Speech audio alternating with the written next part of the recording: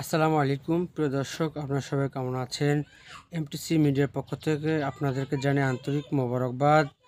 আপনারা দেখতে পাচ্ছেন চরমনাই জামিয়া রশিদিয়া হাসানাবাদ মাদ্রাসার অডিট চলতেছে 1 ফেব্রুয়ারি 2021 হতে 31 জানুয়ারি 2022 পর্যন্ত অডিট চলছে।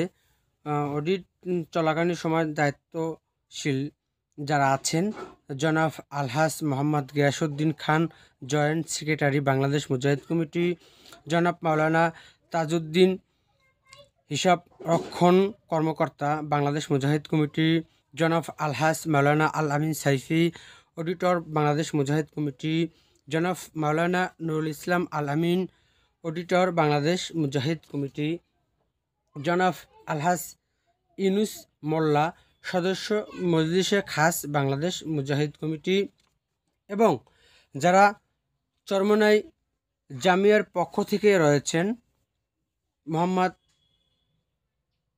মহসিন বিশ্বাস, হিসাব রক্ষণ কর্মকর্তা, নাজিমা আলা অফিস, চরমনাই জামিয়া রশিদিয়া হাসানাবাদ মাদ্রাসা, চরমনাই বরিশাল। আরও রয়েছেন চরমনাই কমিয়া শাখার সম্মানিত হিসাব রক্ষক মোহাম্মদ ফখরুল ইসলাম ফিরোজ, চরমনাই কমিয়া মাদ্রাসা, চরমনাই বরিশাল। ভিডিও ধারণ এমটিসি মিডিয়া পরিচালক মোহাম্মদ আনোয়ার হোসেন, টিটু, চরমনাই।